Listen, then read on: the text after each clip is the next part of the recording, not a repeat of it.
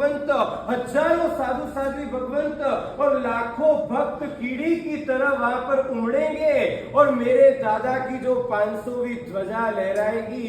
हम याद भी करें तो आंखें अभी से हृदय रोमांचित हो जाता है और हमारे रोंगटे खड़े हो जाते। वो दिन क्या होगा, भगवान से आंखें मिला करके प्रार्थना करना है, भगवान मुझे वो 500वीं ध्वजा को लहराते हुए देखना है।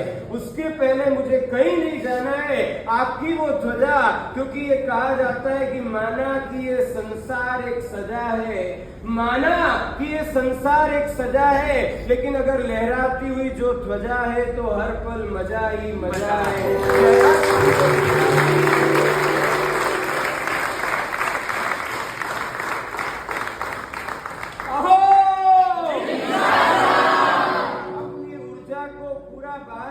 करते हुए તમારા તાબામાં હોય તેટલી શ્રદ્ધાને અત્યારે હાજર કરો અને પ્રભુને પ્રાર્થના કરો, ભગવાન અમારે કોઈ ભગવાન બનવું નથી પણ તમારા ભક્ત બનીને રહેવું છે। मुक्ति थी अधिक तुझ भक्ति मुझ मन वसी, और इसलिए बुलंदी से बोलना है अहो।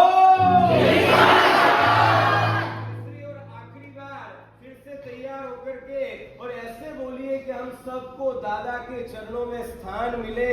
और पालीताना में कोई 5 करोड़ के साथ मोक्ष में गया, कोई 10 करोड़ के साथ गया, हम भी तो कहे कि भगवान हमको भी 100 करोड़ के साथ मोक्ष में जाना है। अहो